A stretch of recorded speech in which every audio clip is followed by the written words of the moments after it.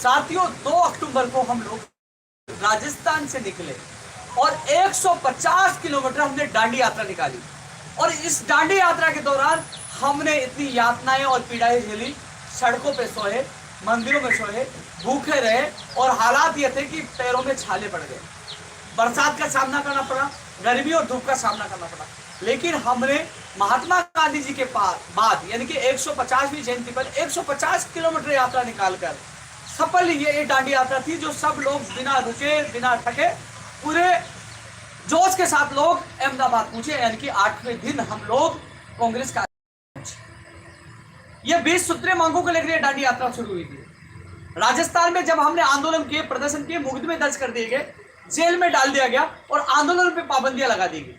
ऐसे में हमारे पास इसके अलावा कोई चारा नहीं था हमारी आवाज बुलंद करने के लिए, क्योंकि गुजरात में चुनाव थे। मुख्यमंत्री जी को यहाँ सीनियर ऑब्जर्वर बनाया गया था और 23 कांग्रेस के नेताओं को यहाँ जिम्मेदारी दी गई थी। ऐसे में हम लोग सब लोगों ने निर्णय लिया कि हम लोग डांडी यात्रा निकालकर सरकार तक हमारी बात पहुंचाकर और युवाओं की मांगों को पूरा करवाएंगे। हमने यात्रा निकाली, वहां पहुंचे और 8 तारीख को हम लोगों को हिरासत में ले लिया गया। यानी कि 200 से ज्यादा युवा बेरोजगार एसओजी पुलिस थाने में हमें गिरफ्तार किया गया, हिरासत में लिया गया। फिर शाम को हमें 6 घंटे बाद रिहा किया गया। साथियों, रोचक कहानी है यह, संघर्ष की यह दर्द भरी कहानी है उन युवाओं की। और आपने देखा होगा 2 अक्टूबर को मेरे क्या हालात है, आप देख लीजिए क्या हालात आपके सामने। यहां बहुत परिस्थितियों का सामना किया गया। सरकार ने एक ग्रुप को बुलाकर हम लोगों को बीच में, यानी कि हम हमारे संगठन को, हमारे इस आंदोलन को तोड़ने की कोशिश की, लेकिन यह आंदोलन लगातार अनवरत जारी रहा, क्योंकि हमारे वीर योद्धा लगातार संघर्ष के मैदान में डटे रहे। साथियों, काफी लोगों को इंतजार था कि आखिरकार कल वार्ता में क्या हुआ, आगे क्या रणनीति है और ये डांडी यात्रा क्यों निकालेगी। तो मैं इसलिए शुरू से इस मामले को शुरू कर रहा हूं, आपको बता रहा हूं। इसके बाद हम 8 तारीख को जब हिरासत से आए, हम 8 तारीख को रात को साबरमती आश्रम के बाद पास में हम खुले में सो गए, खुले में मस्जिदों में सोए। दूसरे दिन पुलिस आई और हमें वहां से खदेड़ दिया, भगा दिया। काफी लोगों के सामान भी वहां रह गए। हम वहां से गए, फिर हम साबरमती आश्रम चले गए, वहां से पुलिस ने भगा दिया। फिर उसके बाद हम कालूपुरा धर्मशाला में जाकर रुके। उसके बाद अलग अलग गार्डन में गए और 17 तारीख को एक बार फिर अहमदाबाद पुलिस क्राइम ब्रांच से हमें गिरफ्तार कर लिया 22 घंटों के लिए, मुझे और मेरे 3 साथियों। और लेकिन हम लोगों ने ना हार मानी, ना हम बैठे, ना जज्बा कमजोर हुआ, लगातार संघर्ष करते हुए फिर एक और दिन आया। फिर मुख्यमंत्री जी का दौरा हुआ। फिर मुझे जब नहाने धोने के लिए होटल में गया हुआ था, फिर मुझे 22 घंटे के लिए हिरासत में ले लिया गया। यानी कि 8 तारीख को 6 घंटे के लिए, फिर 17 तारीख को 22 घंटे के लिए और लास्ट टाइम हमें 14 घंटे के लिए। और फिर एक वीडियो आपने मेरा ट्विटर पे देखा होगा, पुलिस फिर आई, फिर कोशिश की, प्रताड़ित किया, लेकिन हमने वीडियो पुलिस ने डिलीट करवा दिया, लेकिन हमने हार नहीं मानी। हम लड़ाई और संघर्ष जारी रखा। साथियों, हमने तय कर लिया था कि जब तक मुख्यमंत्री जी से हमारी प्रतिनिधि मंडल की वार्ता नहीं हो जाती, हम राजस्थान नहीं लौटेंगे, नहीं लौटेंगे। ये हमारी शपथ थी, क्योंकि 20 सूत्रीय मांगों को लेकर हमारा आंदोलन जारी था।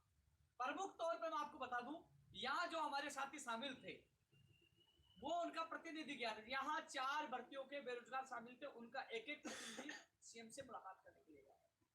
साथियों, कल भी, क्योंकि जब भी मुख्यमंत्री जी आते हैं तो मेरी लोकेशन के आधार पर मुझे जेल में डाल दिया जाता था, लेकिन कल साथियों मेरे मोबाइल नंबर सारे में, मेरे मोबाइल यहीं में छोड़ दिया और मैं मेरे साथियों के 5 साथियों के साथ बड़ौदा के लिए निकल गया। एयरपोर्ट पे मुख्यमंत्री जी से मुलाकात करेंगे। अब मेरी लोकेशन यहाँ बता रही थी, मेरे साथी अनुमान को वो मोबाइल दे दिया कि आपको उठाने हैं फोन सारे, और हम पहुंच गए एयरपोर्ट बड़ौदा। पहुंचे वहां पुलिस राजस्थान की पुलिस, हम ऑटो से पूछे वहां अंदर और हम रुक गए। और मीडिया की संख्या बहुत थी, मीडिया बंधु बहुत है, और जैसे सीएम साहब आने लगे तो हम मीडिया के अंदर हम घुस के हमने मोबाइल चालू कर लिया और हम भी मीडिया वाले बन गए कि हम भी, उनको लगे कि हम मीडिया वाले। जैसे मीडिया को संबोधित किया मुख्यमंत्री जी ने और जैसे गाड़ी की तरफ आने लगे, मैं निकल के मुख्यमंत्री जी के सामने चला गया। मुख्यमंत्री जी ने पहले बोला, वो 20 सेकंड का वीडियो आया था, अधूरा था, बहुत देर बात हुई थी, वो मीडिया वालों के पास है।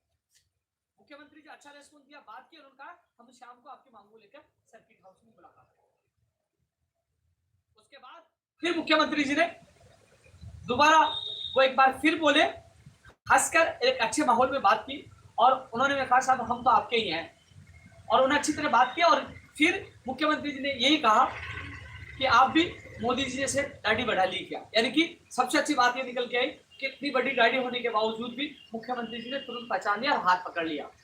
बाबूर सिंह पाठी जी से मिलने गए तो पूछे थे हमारे साथी को उपेंद्र जी कहा, जबकि मैं सामने खड़ा था, क्योंकि पहले से मेरा लुक चेंज हो चुका इस संघर्ष के दौरान, क्योंकि मैंने शपथ खाई थी जब तक मुख्यमंत्री जी से वार्ता नहीं हो जाती, हमारे प्रतिनिधि मंडल के वो संतुष्ट नहीं हो जाते, तब तक मैं शेविंग और कटिंग नहीं कराऊंगा। ये मेरी शपथ थी।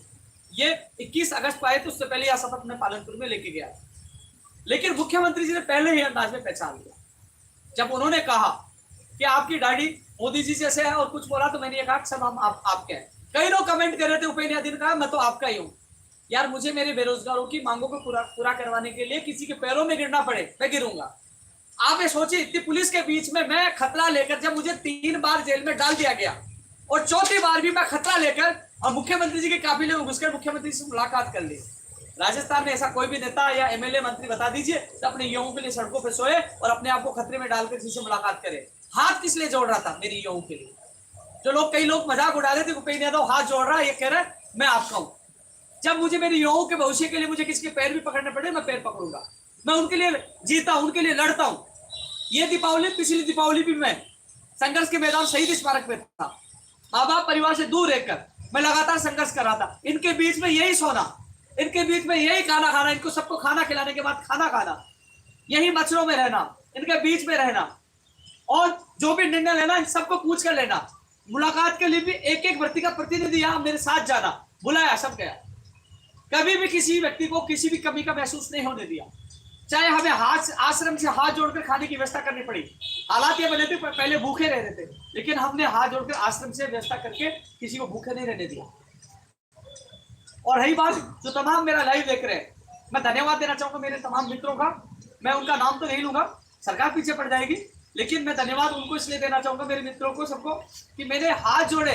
साहब मेरे यहाँ किराया नहीं दे पा रहे, हमारे को तरपाल चाहिए। मेरे दोस्त हैं जो नौकरी कर रहे हैं बड़े बड़े पोस्ट में, मेरा उन्होंने ये कहा कि आपके लिए सहयोग नहीं, आपके लिए जान भी दे देंगे। मैंने मेरे दोस्तों से उधार ले लेकर इस आंदोलन को चलाया। तमाम लोग खड़े हैं, कम से कम 2 से 2.5 लाख रुपए खर्च हुए। मैंने किसी एक बेरोजगार से नहीं लिए, और इन लोगों ने से अपनी जेब से भी खर्च किया, लेकिन ये सारे तमाम लोग बैठे, मैंने मेरे दोस्तों से हाथ जोड़कर निवेदन करके इस आंदोलन को चलाया। आश्रम से खाना हम मंगवा कर उनसे खाना खाकर हम लोगों को, जो लोग बात करते थे बड़ी बड़ी, जो लोग कह रहे थे आंदोलन में क्या हो रहा है, हम जानते कि आंदोलन कैसे चलाया। मंदिर में, रिवर फ्रंट पे सोकर, गुरुद्वारों में खाने खाकर 38 दिन का संघर्ष है, हमने कैसे संघर्ष को पूरा किया है। दोस्त मैं धन्यवाद देना चाहूंगा, चाहे उन्होंने मुझे उधारी पैसे दिए हो, लेकिन उन्होंने संकट में मुझे सहयोग किया, क्योंकि इस आंदोलन को जीतना ये राजस्थान के यह बेरोजगार के स्वाभिमान और उनके भविष्य की लड़ाई थी। क्योंकि कई नेताओं ने हमें भिखारी, एजेंट, बहुत कुछ कहा था, इसलिए ये स्वाभिमान की लड़ाई थी। इस लड़ाई में सरकार से, मुख्यमंत्री से मुलाकात होना जरूरी थी, तो हमने इज्जत का सवाल इस लड़ाई को बनाया था। मैंने कई लोगों के सामने हाथ फैलाए मेरे युवाओं के लिए, मैं मुख्यमंत्री के सामने निवेदन किया, हाथ जोड़ा मेरे युवाओं के लिए, और मुझे पैर पकड़ना पड़ा, पकड़ूंगा मैं पैर में, क्योंकि मुझे मेरे युवाओं का काम चाहिए।